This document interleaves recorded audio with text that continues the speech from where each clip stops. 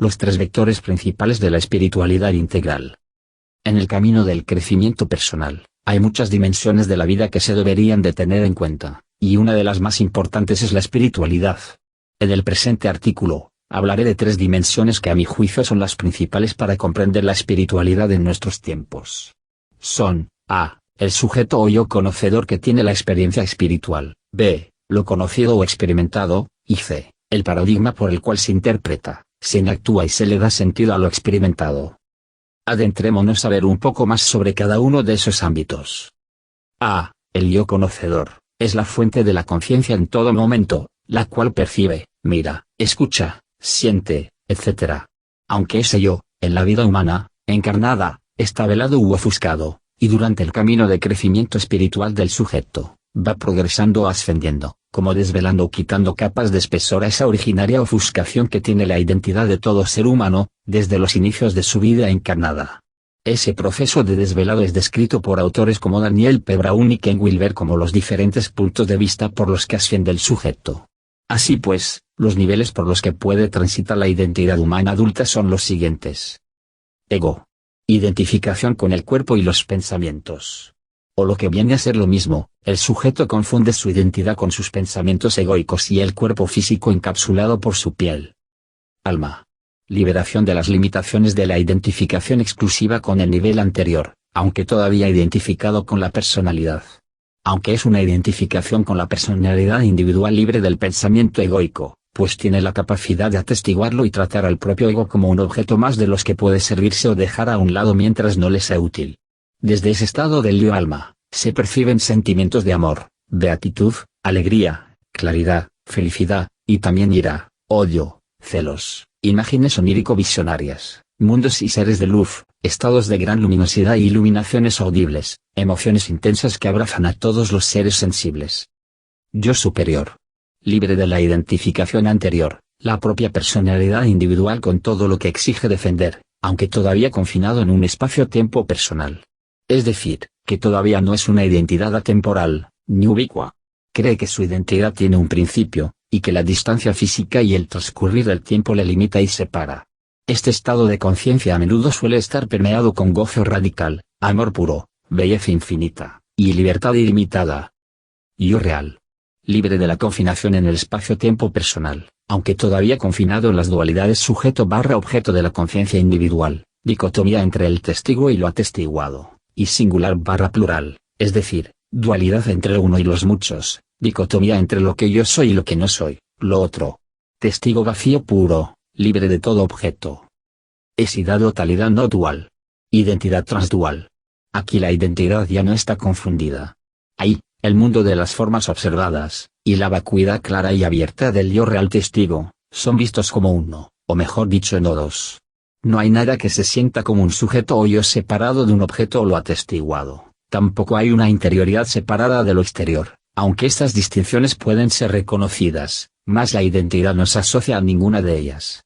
Se trata de la esidad única de lo que es, siempre resplandeciente. B. Lo conocido o experimentado. Franja de la realidad percibida, que va de más densa a más sutil.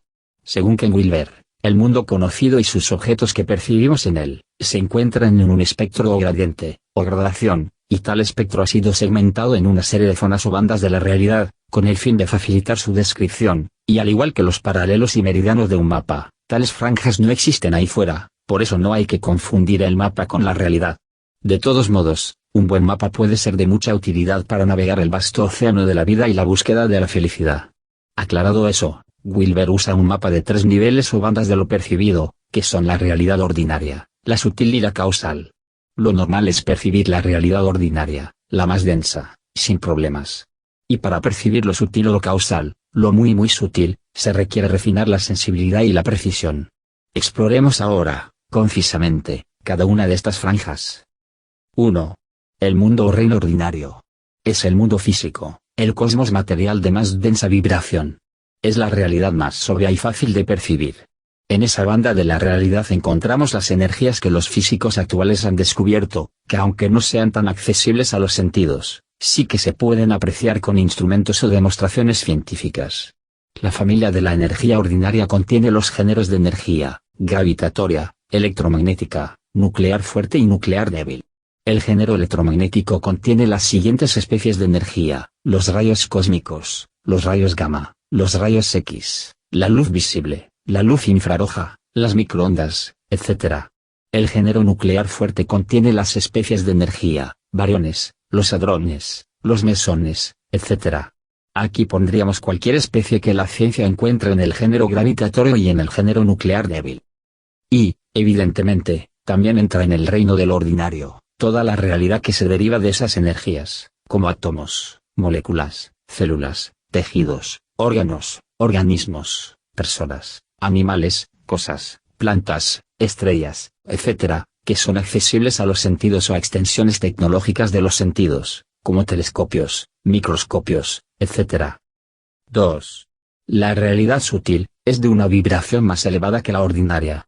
La familia de la energía sutil contiene los siguientes géneros de energía: etérico, L1 o campo biológico 1, astral, L2 o campo biológico 2, psíquico 1, T1, y psíquico 2, T2.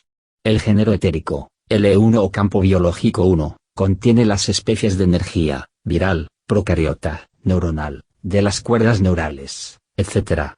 El género astral, L2 o campo biológico 2, contiene las especies de energía: del tronco cerebral reptiliano, el sistema límbico, etc. El género psíquico 1 o T1 contiene las especies de energía: del nivel de conciencia egocentrada, del nivel de conciencia etnocéntrica, del nivel de conciencia racional, del nivel de conciencia pluralista, etc. El género psíquico 2 o T2 contiene las especies de energía: del nivel de conciencia holístico, del nivel de conciencia integral, del nivel de conciencia paramental, etc. Aquí les dejo el siguiente enlace para leer con más detalle sobre las energías sutiles. 3. La realidad causal. En el causal parecen surgir las formas más sutiles de todas, las primordiales formas muy sutiles geométricas, origen de toda forma posterior, sonidos primordiales muy sutiles, origen de todo sonido posterior, la misma matriz del espacio-tiempo en sí misma, formas coloreadas, origen de todo color posterior. En el causal es donde se captan los arquetipos de las grandes tradiciones, formas o pautas fundamentales sobre las que se basa toda manifestación, primeras formas necesarias para crear un universo y las formas en las que se basan y de las que dependen todas las demás formas. También es donde encontramos el origen de las pautas más fundamentales y básicas del universo, como el origen del impulso hacia la autonomía, el origen del impulso hacia la comunión, el impulso de amor ascendente, a lo divino, y el impulso del amor descendente, a lo terrenal. La familia de energía causal contiene el género campo C, etc. El género campo C contiene las especies Nirvikalpa, Jnana, etc. Cabe decir que sería más correcto haber empezado la descripción de las tres franjas de la realidad por la causal por ser la primera en aparecer, seguida de la realidad sutil y finalmente acabar con la realidad ordinaria, pues la energía causal es el soporte y fuente de la sutil y por su naturaleza holárquica, jerarquía natural y no opresora, es el soporte de todas las demás formas de energía. Por ende, la energía sutil es el soporte de la energía ordinaria. Por esa razón la realidad causal tiene este nombre, pues es la causa o fuente de todas las realidades posteriores más densas. Y además, la energía, ya sea causal, sutil u ordinaria, no es la base o escalón más bajo de la existencia, sino la forma exterior, y la conciencia con sus estados, es su contrapartida interior.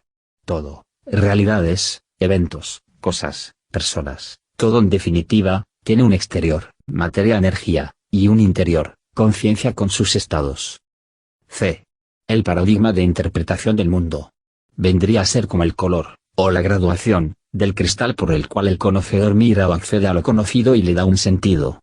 Otra metáfora para ilustrar esas estructuras de interpretación, es verlas como si fueran mapas ocultos, que en un principio no sabemos de su existencia y los expertos van desvelando los mapas ocultos, y estudiándolos se nos hacen cada vez más visibles. Veamos un ejemplo de mapa oculto. Un niño que nace en el seno de una familia cuya lengua es la española, acabará hablando español, más o menos bien, o sea, colocando adecuadamente sujetos, predicados y verbos, utilizando correctamente adverbios y adjetivos, ordenando bien las frases, etc. Aunque si les pedimos que nos digan cuáles son las normas gramaticales que rigen su habla, son relativamente pocas las personas que podrán hacerlo. Pues, aunque todos los hispanohablantes nos atengamos, más o menos, a esas reglas, pocos son conscientes de ellas. Eso es un simple ejemplo de los muchos mapas ocultos que operan en nuestras vidas. Se trata de los mapas básicos que empleamos para dar sentido al territorio en el que estemos, como por ejemplo el entorno laboral, el de las relaciones, el de la creación artística, el del deporte, el de la educación de los hijos y, en definitiva, el de casi todo. Otro ejemplo de mapa oculto serán los niveles del desarrollo de los valores, que expondré a continuación. Valores de supervivencia básica: comer, beber, reproducirse, protegerse de depredadores, calor, estar con los de su especie, etc. Los valores de este estrato, que se iniciaron en los albores prehistóricos de la humanidad, perduran, por ejemplo, en transeúntes, bebés, gente con alguna enfermedad mental o daño cerebral severo. Mágico animista. Tales valores surgieron en la humanidad hace unos 50.000 años. Los valores de este estrato perduran en nuestros días, en toda la gente que cree en cosas mágicas tipo astrología, tarot, hechizos, conjuros, supersticiones. Por ejemplo, la espiritualidad New Age resulta de entremezclar elementos mágicos, racionales, pluralistas y holísticos. Su error es pensar que todos sus elementos son holísticos, cuando no lo son. Autoprotector, poder egocéntrico, impulsivo, heroico. Emerge hace unos 10.000 años. Los valores que aparecieron en el tercer estrato perduran hoy de muy diversas formas, como el niño terrible de 2 años, el rebelde sin causa, la mentalidad fronteriza, los líderes de las bandas, los malvados de las películas de James Bond, los mercenarios, las estrellas del rock, los grandes navegantes y exploradores intrépidos, etc. Orden mítico. Pertenencia. Creencias incuestionables, absolutistas. Este sistema de valores empezó a emerger hace unos 5.000 años. La vida tiene un sentido claro, una dirección, un objetivo y un orden impuesto por un otro todopoderoso. Los valores del estrato 4 perduran en los políticos conservadores, fundamentalismos de todas las grandes religiones, la obediencia ciega a una ley, los totalitarismos, el puritanismo, jerarquías sociales rígidas y paternalistas. Logro, lógica racional, buscar la excelencia. En esta ola del desarrollo de los valores, que empezó a emerger hace unos 2.500 años y especialmente hace unos 300 años con la Ilustración y la ciencia, y su expansión masiva no llega hasta producirse la revolución industrial. Los valores del estrato 5 siguen en la actualidad en Wall Street, la clase media emergente de todo el mundo, la industria cosmética, la búsqueda del éxito, el materialismo, el capitalismo de mercado y el liberalismo centrado en las ganancias de uno mismo, la racionalidad académica, etc. Cabe decir que los rasgos profundos están determinados naturalmente, mientras que los rasgos superficiales son modeladas por la cultura e incluso cambian de un individuo a otro. Por tanto, uno puede estar dirigido al logro y guiado por la razón, rasgo profundo de los valores del quinto estrato, y ser materialista, rasgo superficial de los valores de este estrato y que puede no aparecer. Es decir, estar dirigido por el logro, no necesariamente te convertirá en materialista o capitalista. Lo mismo ocurre en los demás estratos de valor, que es necesario no confundir los rasgos definitorios con los rasgos superficiales que varían dependiendo de la cultura, e incluso cambian de un individuo a otro. Pluralista, el yo sensible. Su boom fue en mayo de 1968. Centrado en la comunidad, en la relación entre los seres humanos, en las redes y en la sensibilidad ecológica. Fuertemente igualitario y antijerárquico, se centra en los valores plurales, en la construcción social de la realidad, en la diversidad, el multiculturalismo y la relativización de los valores. Toma de decisiones sustentada en la conciliación y el consenso, desventaja, dilación interminable del proceso de toma de decisiones. Los 3 pilares, en principios sanos, de la forma de pensar de la gente pluralista, por lo general se han corrompido. Contextualismo, toda verdad es dependiente del contexto. Aunque algunos contextos son verdades universales y por lo tanto existen verdades comunes a todos, el mero hecho de que toda verdad es contextual es una verdad universal. Constructivismo, toda verdad de cómo es la realidad no es simplemente dada, sino que es co-construida entre el sujeto que interpreta y lo que está siendo interpretado. La construcción social de la realidad no significa que no hay verdad real, sino que significa que la naturaleza y contextos del conocedor son una parte intrínseca del proceso de conocer, y más importante aún, nos habría un genuino mundo complejo, en que cada diferente nivel genealógico del desarrollo co-construye un mundo diferente, algo que exige la inclusión de todas las maneras de ver el mundo que hayan surgido durante el desarrollo histórico. Aperspectivismo, no hay perspectivas privilegiadas a históricas. Por lo tanto, aunque cada etapa es adecuada, con su propia verdad de lo que es la realidad. Cada etapa siguiente es más adecuada, es decir, cada etapa tiene sus verdades, mas cada etapa superior tiene verdades más profundas y amplias o contiene más perspectivas para ir abordando la verdad de la realidad. Estas son las virtudes de tener en cuenta la evolución social y cultural. Esos avances postmodernos se han corrompido de la siguiente manera. Ejemplo de mal uso del contextualismo: los primeros grandes imperios, con visiones del mundo míticas, fueron opresores, y odiaban a las mujeres, a razón por la cual se inventaron el patriarcado. Lo cual es falso, pues el patriarcado fue una creación conjunta entre hombres y mujeres. No se debe de juzgar el patriarcado presuponiendo que oprimía valores mundicéntricos, pues no existían todavía, no habían emergido aún. Ejemplo del mal uso del constructivismo: si las verdades son construidas por el sujeto, cada cual tiene su verdad, y ninguna es más importante que la otra, eso es falso, pues hay comprensiones de la realidad más erróneas, que es un judío para un nazi, y otras más acertadas. Además, hay verdades más amplias y profundas que otras. Ejemplo del mal uso del perspectivismo: como no hay puntos de vista privilegiados o mejores, mi verdad es mi verdad y tu verdad es tu verdad, y ninguna es mejor que la otra. Eso es falso, pues la manera de interpretar las relaciones homosexuales en sociedades mítico-agrarias no será dada por buena por mucha gente progresista, de valores del sexto estrato, de hoy en día. El sistema de valores del estrato 6, se halla presente en la ecología profunda, el postmodernismo, el idealismo de corte holandés, el counseling de Rogers, el sistema sanitario canadiense, la psicología humanista, la teología de la liberación, el Consejo Mundial de las Iglesias, Greenpeace, la ecopsicología, los derechos de los animales, el ecofeminismo, Foucault/Derrida, lo políticamente correcto, los movimientos en pro de la diversidad, el movimiento LGTB, los derechos humanos y el multiculturalismo. Otro de los rasgos del sistema de valores verdes pretender no juzgar, no comparar. Aunque, inconscientemente, desde verde, no se aceptan los valores previos, y por ende juzga tales sistemas de valor como equivocados o menos buenos que su manera de ver el mundo. Y cae en muchas otras contradicciones, como por ejemplo, defender que eso tiene que tratar igual a todo el mundo, y a la vez, como es lógico, decir que a los fascistas, por ejemplo, se les tiene que castigar. No se dan cuenta, desde los valores verde, de estar admitiendo que hay una jerarquía en donde los que no juzgan están por encima de los que juzgan.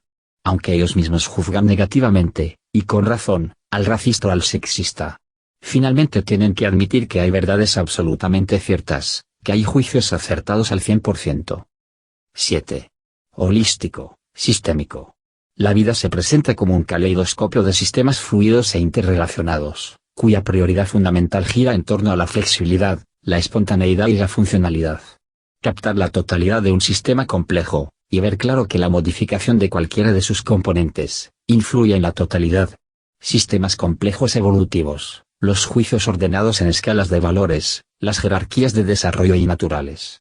Los valores del estrato 7 permiten a las personas a emitir juicios dentro de escalas o grados, dentro de un ordenamiento, de juicios más veraces o menos veraces, más justos o menos justos, lo cual implica una cierta jerarquía de valores de menos a más.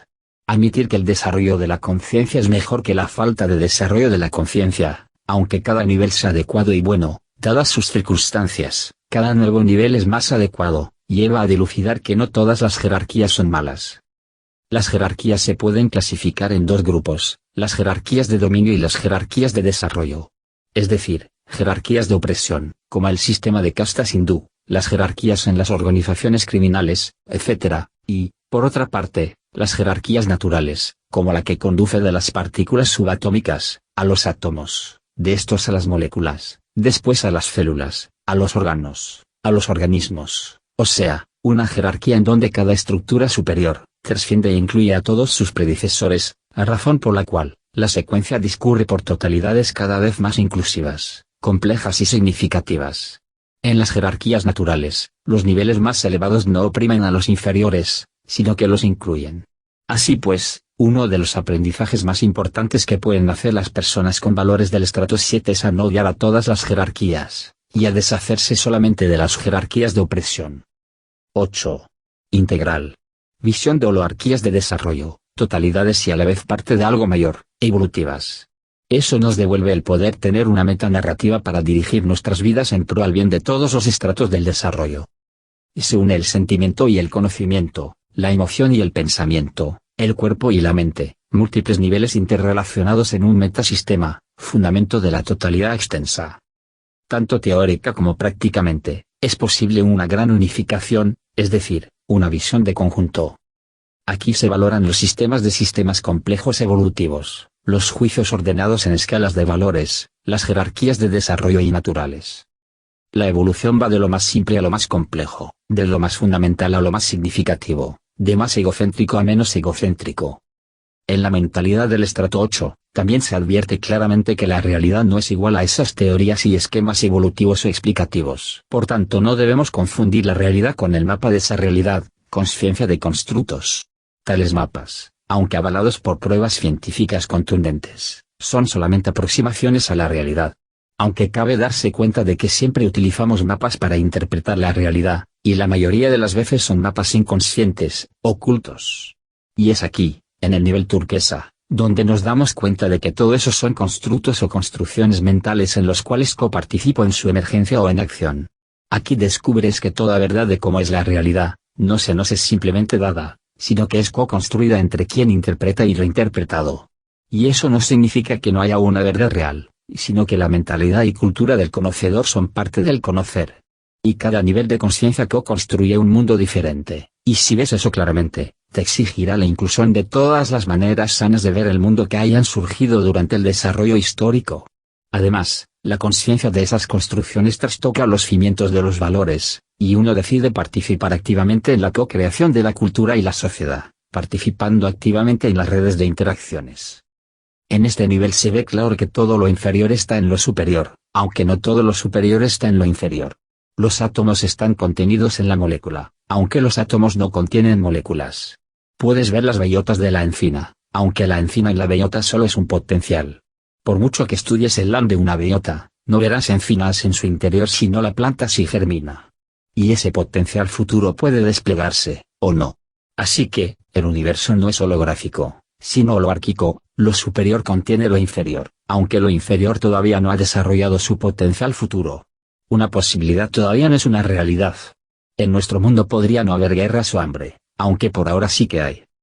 Comprensión de las pugnas en el panorama político, llegando a posturas integradoras de lo salvable o necesario de cada una de tales ideologías. Entonces, en este nivel se ve claro que toda política, al menos tiene que ir en contra de la corrupción, ser ecológicamente sostenible, y que se puede combinar el liberalismo con el socialismo. De hecho, se necesitan mutuamente, pues el socialismo no se podría mantener sin cierta prosperidad empresarial, y el liberalismo sin socialismo aumenta la brecha entre muchos pobres y pocos superricos y poderosos. El cubo del desarrollo espiritual de Diperna. Dustin Diperna, en su libro Streams of Wisdom, pone en un mismo gráfico esas tres dimensiones principales de la espiritualidad.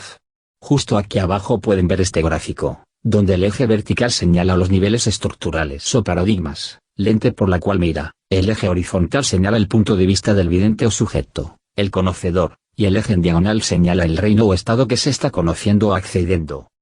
Fíjense que en este gráfico hay una variable, dimensión, que según Diperna en la regía Wilber-Combs, de solo 2 dimensiones y que os enseño justo aquí abajo, nunca contempla.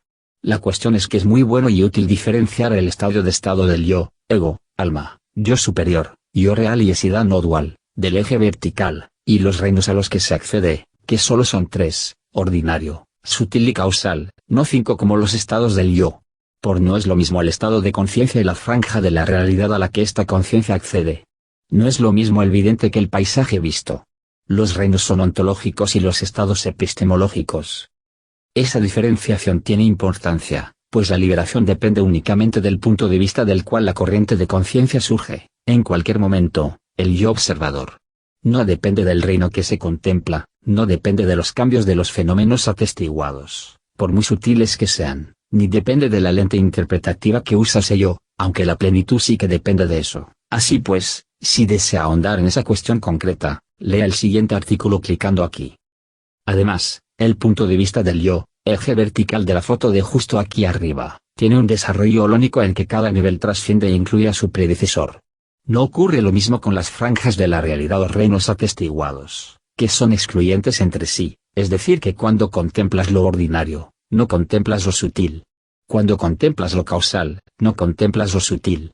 Lo que cuando miras desde el alma o yo sutil, sí que integras el ego ordinario. Insisto de nuevo, el que ve y lo visto no son lo mismo en el mundo relativo, la realidad absoluta es incalificable. Además la no dualidad no significa preferir la unidad en contra de lo múltiple, sino que lo múltiple y uno es al mismo tiempo. La visión no dual no deja de percibir lo múltiple, solo que no se confunde por ello. Incluso cuando miras desde la totalidad no dual iluminada, integras el ego o yo del ordinario. Por eso, según Wilber, el iluminado tiene ego, sano claro. Y puede mirar y sentir el reino que desee. Y no pasa nada si se centra más en el ordinario, aunque no sea el reino más elevado, que es el causal. Ahí, ocupándose del ordinario, puede no sentir la necesidad de cambiar de reino. Si lo hace, bien, y si no, bien también. Otro gráfico esclarecedor de Diperna, combinando estados del vidente con reinos de lo visto. En la foto de justo aquí abajo, ilustra un caso concreto, de una persona que ha establecido su visión en no dual, o transdual como prefiere llamarlo, pues no deja de tener acceso a lo dual, donde los aspectos subjetivos y objetivos son a la vez como la exidad de lo que es. Este individuo, con su visión establecida permanentemente, anclada, en la exidad no dual, símbolo de un ancla en el gráfico, pongamos por ejemplo que tenga una experiencia extraordinaria meditativa de comunión sutil. La casilla con un punto en su centro, representa el punto de vista más básico integrado en etapas anteriores, por su naturaleza holónica, por el cual se activa y enactúa la experiencia de estado sutil. Y lo que se perciba en tal experiencia sutil emerge como un nodo no separado de la perspectiva no dual en la que ella se encuentra anclado o establecido. Como vemos, el individuo que ha despertado la visión no dual, iluminado o al menos bastante iluminado, todavía tiene acceso a todos los puntos de vista previos que integra, trasciende y atraviesa. Por eso tiene conciencia individual, nota el tiempo y el espacio y es capaz de operar en ellos, tiene personalidad individual, pensamiento propio, y en definitiva, que todo lo inferior no desaparece en la realización de estado no dual, sino que es integrado.